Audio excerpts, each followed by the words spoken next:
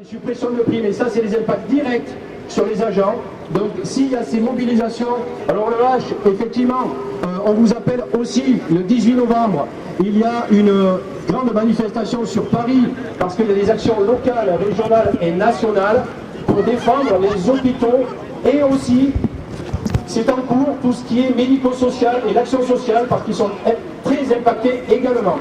Donc si on est tous ici, c'est aussi pour dire non à toutes ces classes sociales et toutes ces politiques d'austérité qui sont en train de massacrer l'hôpital public et la sécurité. Rassemblement à l'appel de l'organisation syndicale, plus particulièrement la CGT, ce jeudi 16 octobre 2014.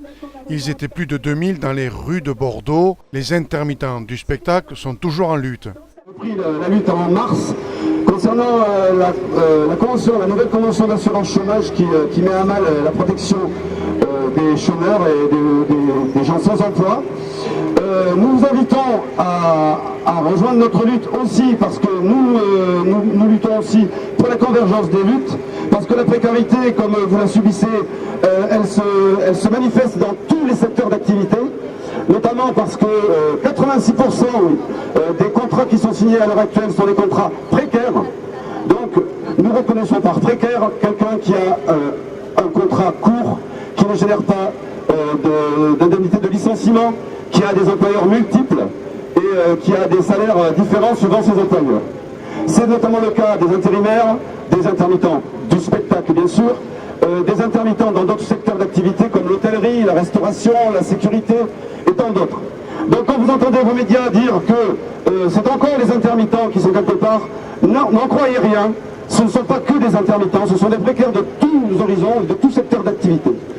Ceci dit, pour ma part, j'avais à rajouter quelque chose concernant la précarité qui règne dans le secteur de la santé, puisque les premières victimes, en plus des salariés du secteur de la santé, les premières victimes ce sont les patients.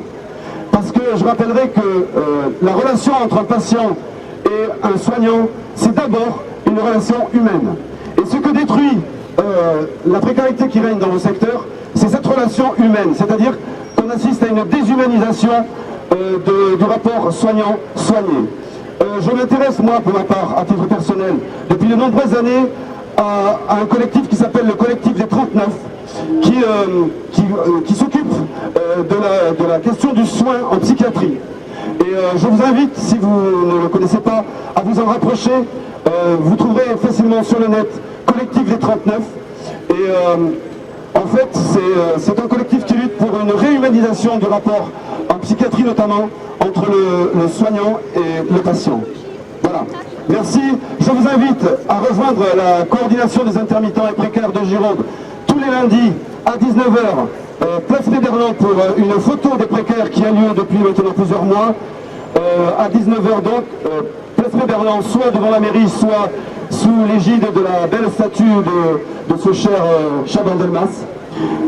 J'espère vous voir nombreux avec nous et nous serons avec vous dans votre combat. Merci.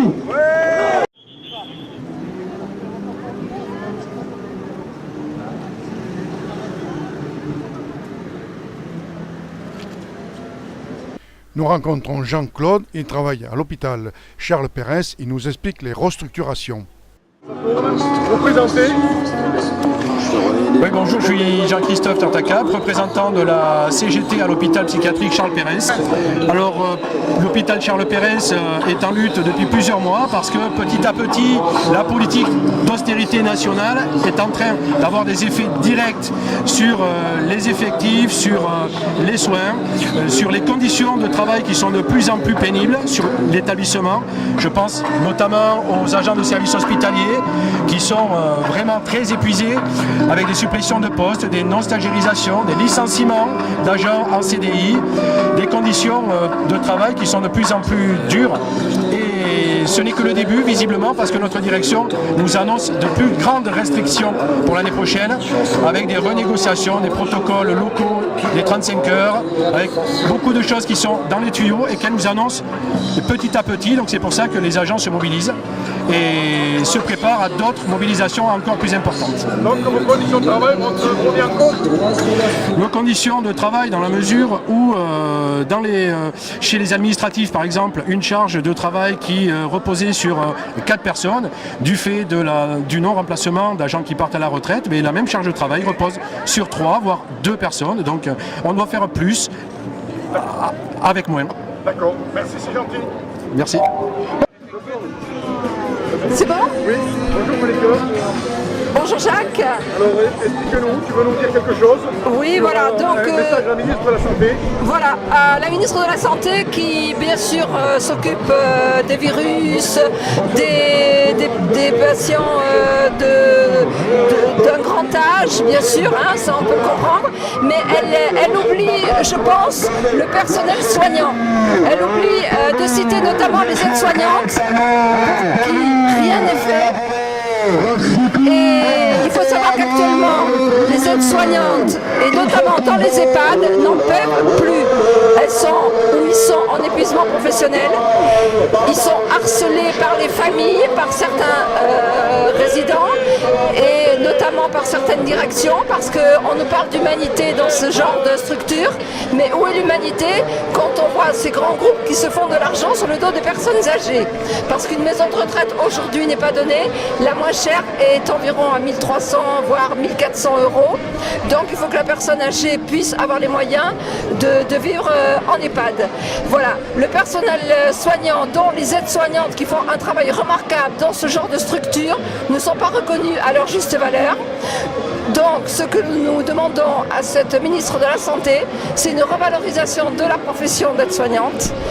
Et qui dit revalorisation, dit bien sûr revalorisation également du salaire. Et nous disons non à cette austérité qui dure.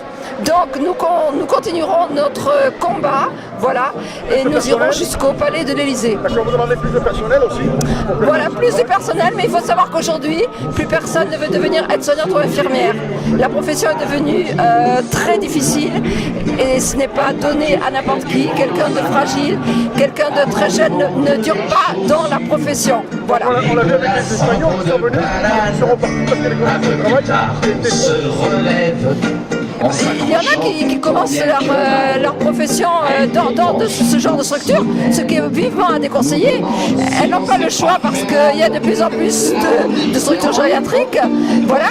Mais il faut quand même savoir qu'elles doivent se bouger aussi, parce qu'elles se plaignent.